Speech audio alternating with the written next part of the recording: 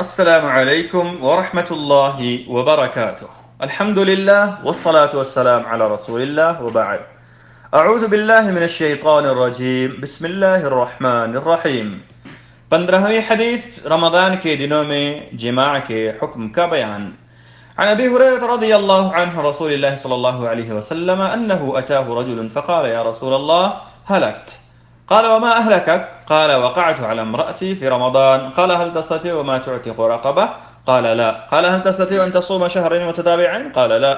قال هل تستطيع أن تطعم 60 مسكينا؟ قال لا. قال فاجلس. فجلس فأتي النبي صلى الله عليه وسلم بعرق فيه تمر. قال فتصدق به. قال ما بين لابتيها أحد أفقر منا. قال فضحك رسول الله صلى الله عليه وسلم حتى بدت أنيابه. قال خذه فأطعمه أهلك. متفق علیہ.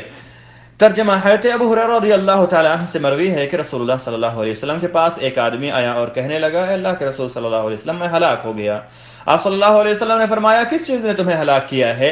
اس نے کہا میں نے رمضان کے دن میں اپنی بیوی سے صحبت اختیار کر لی ہے. آپ صلی اللہ علیہ وسلم نے فرمایا کیا تم ایک گردن آزاد کر سکتے ہو؟ اس نے کہا نہیں. آپ صلی اللہ علیہ وسلم نے فرمایا کیا تم 2 ماہ لگاتار روزہ رکھ سکتے ہو؟ اس نے کہا نہیں. آپ صلی اللہ علیہ وسلم نے فرمایا کیا تم 60 مسکینوں کو کھانا کھلا سکتے ہو؟ اس نے کہا نہیں. آپ صلی اللہ علیہ وسلم نے کہا اچھا بیٹھو. چنانچہ وہ بیٹھ گیا. اسی درمیان آپ صلی اللہ علیہ وسلم کی خدمت میں ایک ٹوکری بھر کر کھجوریں پیش کی گئیں. آپ صلی اللہ علیہ وسلم نے فرمایا لو اسے صدقہ کر دو. اس نے کہا اللہ کے رسول صلی اللہ علیہ وسلم اس شہر میں ہم سے زیادہ فقیر کوئی ہے ہی نہیں. راوی کہتے ہیں یہ سن کر آپ صلی اللہ علیہ وسلم ہنس پڑے یہاں تک کہ آپ صلی اللہ علیہ وسلم کے کچلی والے دانت ظاہر ہو گئے. پھر آپ صلی اللہ علیہ وسلم نے فرمایا تو اسے لے لو اور اپنے گھر والوں کو ہی کھلا دو. متفق علیہ. تشریح یہ حدیث رمضان کے دنوں میں روزے دار کے لیے جماع کے گناہ کی سنگینی پر دلیل ہے کیونکہ آپ صلی اللہ علیہ وسلم نے اس آدمی کے میں ہلاک ہو گیا کہنے پر کوئی اعتراض نہیں کیا. اور حضرت عائشہ رضی اللہ تعالیٰ عنہ سے مروی حدیث میں ہے کہ اس نے کہا تھا میں جل گیا. یعنی روزے کی حالت میں جس چیز کا حکم کرنا مجھ پر حرام تھا میں نے وہ کام کر لیا. یہ حدیث اس بات پر بھی دلیل ہے کہ جس نے جان بوجھ کر بحالت روزہ رمضان کے دن میں جماع کر لیا تو اس کا روزہ باطل ہو جائے گا. جمہور کے قول کے مطابق اس پر سچی توبہ کے ساتھ ساتھ جمہور کے قول کے مطابق ایسے شخص پر سچی توبہ کے ساتھ ساتھ اس دن کی قضا بھی واجب ہوگی. اسی طرح ایسے شخص پر اس برائی کے ارتکاب پر درج ذیل کفارات بھی بالترتیب لازم آئیں گے. پہلا کفارہ مومن گردن یعنی غلام آزاد کرنا. دوسرا کفارہ اگر اس کی استطاعت نہ ہو تو 2 ماہ لگاتار روزے رکھنا. تیسرا کفارہ اگر اس کی بھی طاقت نہ ہو تو 60 مسکینوں کو کھانا کھلانا اور ہر مسکین کے لیے اچھی کوالٹی سے 1 مد گیہوں دینا. واضح رہے کہ مد کی مقدار 563 گرام ہوتی ہے. اس میں چاول وغیرہ جو عام طور سے کھانے میں استعمال ہوتا ہو وہ بھی دیا جا سکتا ہے. اگر کوئی شخص بھول کر جمع کر لے تو اہل علم کے 2 قول میں سے صحیح قول کے مطابق اس کا روزہ صحیح ہوگا. اس پر نہ ہی قضا ہوگی اور نہ ہی اسے کفارہ دینا ہوگا. امام بخاری رحمہ اللہ فرماتے ہیں کہ حسن اور مجاہد رحمہم اللہ کا کہنا ہے کہ اگر بھول کر جمع کرے تو اس پر کچھ بھی واجب نہ ہوگا. اسی طرح اگر کوئی طلوع فجر کے وقت رات کے باقی ہونے کے خیال میں جمع کر لے پھر اسے معلوم ہو کہ فجر تو طلوع ہو چکا ہے تو ایسی صورت میں اس پر بھی اہل علم کے راجح قول کے مطابق قضا اور کفارہ نہیں ہوں گے. شیخ الاسلام ابن تیمیہ رحمہ اللہ فرماتے ہیں یہ قول تمام اقوال میں سب سے صحیح ہے. اسی طرح شریعت کے اصول اور کتاب و سنت کی دلالت کے بھی بالکل موافق ہے. یہی امام احمد رحمہ اللہ وغیرہ کے اصول کا قیاس بھی ہے اس لیے کہ اللہ تعالیٰ نے بھولنے اور غلطی کرنے والے کی خطا کو معاف کر دیا ہے اور یہ بھی غلطی کرنے والا ہی ہے. اور اللہ تعالیٰ نے تو کھانا پینا اور بیویوں سے قربت کو طلوع فجر تک جائز ہی قرار دیا ہے. لہذا جس نے کوئی مندوب اور مباح کام کیا وہ تو مفرط نہیں ہوگا اور ایسا شخص بھولنے والے کے مقابلے میں عذر کا زیادہ حقدار ہوگا. واللہ عالم. یہ تو رہا آدمی کا حکم. رہی بات عورت کی تو اس کا بھی روزہ فاسد ہو جائے گا اور اس پر مطلق طور پر قضا لازم ہوگی. البتہ اگر وہ راضی رہی ہو تو اس پر بھی کفارہ ہوگا، لیکن اگر مجبور کی گئی ہو تو ایسی صورت میں اس پر کچھ لازم نہ آئے گا. اگر انسان رمضان کی قضا کے روزے کی حالت میں جماع کر لے تو اس کا روزہ بھی فاسد ہو جائے گا. اسے توبہ کرتے ہوئے اس دن کی قضا کرنی ہوگی، لیکن اس پر کفارہ نہ ہوگا، کیونکہ کفارہ رمضان کے دنوں میں روزے کی حالت میں جماع پر وارد ہے، اس لیے کہ اس کی خاص حرمت ہے اور روزے کے توڑنے سے اس کی حرمت کی پامالی ہوتی ہے قضا کے برخلاف کہ اس کے لیے تو باقی دن بھی ایک ہی مانند ہوتے ہیں. واللہ اعلم. اے اللہ ہمیں مخالفت اور نافرمانی کے اسباب سے محفوظ رکھ، ہمیں اس طرح ایمان لانے کی توفیق دے جس سے تو ہم سے راضی ہو جا، اور اے اللہ تو ہمارے پہلے اور بعد کے اور ظاہر و پوشیدہ اور ان تمام گناہوں کو جنہیں تو ہم سے زیادہ جانتا ہے معاف فرما دے. اے اللہ ہمیں، ہمارے والدین اور تمام مسلمانوں کو بخش دے، آمین. 16ویں حدیث، حالت جنابت میں صبح کرنے والے شخص کے روزے کا بیان. عن عائشة وأم سلمة رضي الله تعالى عنهما أن النبي صلى الله عليه وسلم كان يصبح جنبا من جماع ثم يغتسل ويصوم، متفق عليه. وفي حديث أم سلمة ولا يقضي. ترجمہ، حضرت عائشہ اور ام سلمہ رضی اللہ تعالیٰ عنہما سے روایت ہے کہ نبی پاک صلی اللہ علیہ وسلم جماع کی وجہ سے حالت جنابت میں صبح کرتے تھے، پھر آپ صلی اللہ علیہ وسلم غسل کرتے اور روزہ مکمل کرتے، متفق علیہ روایت ہے.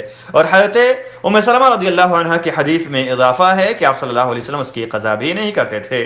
تشریح، یہ حدیث اس بات پر دلیل ہے کہ اگر صائم اس حالت میں صبح کرے، یعنی اس پر اس حالت میں فجر طلوع ہو کہ وہ جماع یا احتلام کی وجہ سے جنوبی ہو، تو اس کا روزہ صحیح ہوگا، اگرچہ وہ طلوع فجر کے بعد ہی کیوں نہ غسل کیا ہو.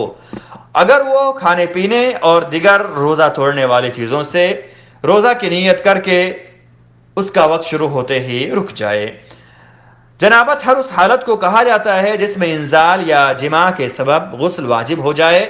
فرمان باری تعالی ہے فالآن باشروهن وابتغوا ما كتب الله لكم وكلوا واشربوا حتى يتبين لكم خيط الأبيض من الخيط الأسود من الفجر حتى يتبين لكم الخيط الأبيض من الخيط الأسود من الفجر.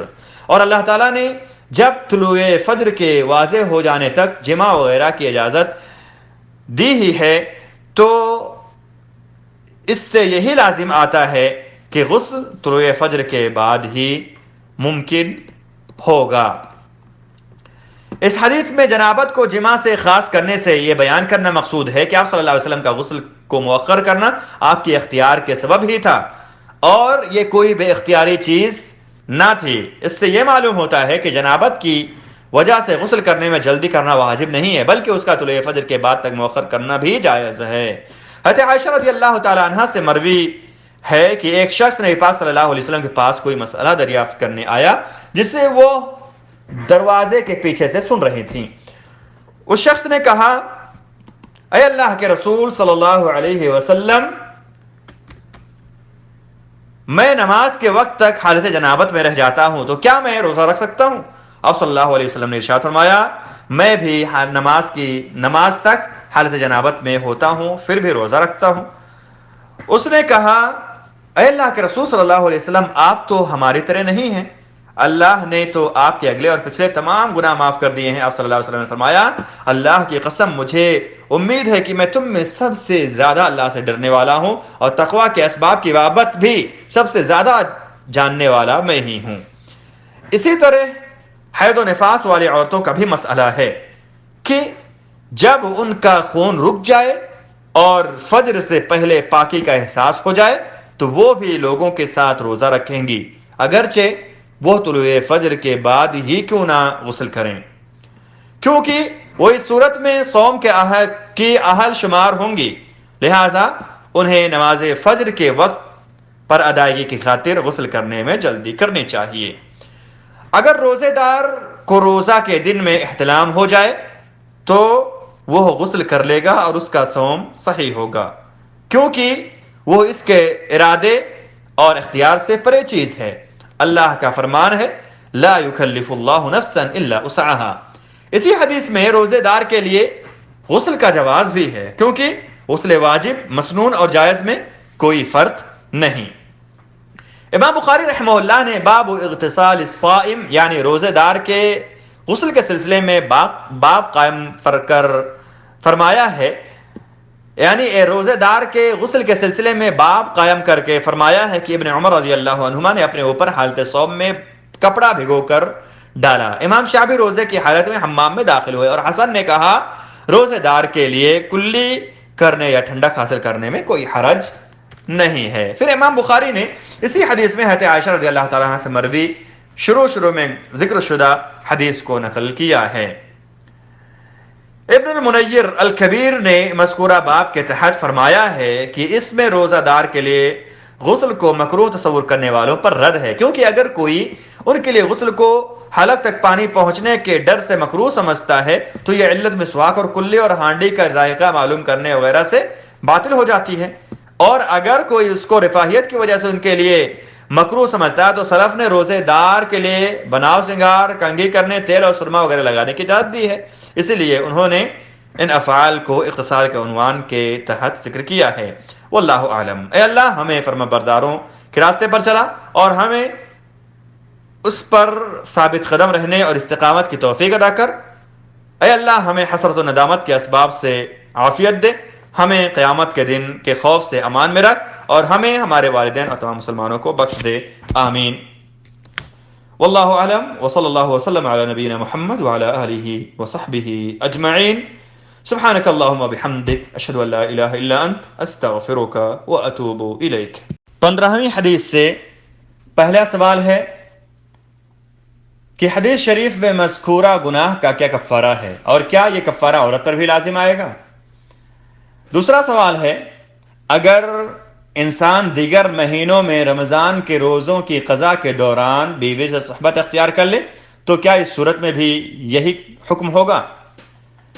16ویں حدیث میں سوال ہے اس حدیث اور اس کے ترجمہ و تشریح کو بغور پڑھ کر 3 فوائد بتائیں۔ اللہ تعالی ہم تمام لوگوں کا حامی و ناصر ہو۔ ہم آپ سے اپیل کرتے ہیں کہ حکومت کی طرف سے کورونا وائرس سے بچاؤ کے لیے جو گائیڈ لائنز آپ کو دی جا رہی ہیں اس پر عمل کریں، حکومت کا ساتھ دیں، اور یاد رہے کہ کورونا وائرس کا علاج یہی ہے کہ ہم گھر میں رہیں اور اللہ سے دعا کریں، اللہ ہمیں ہر پریشانی اور مصیبت سے محفوظ رکھے۔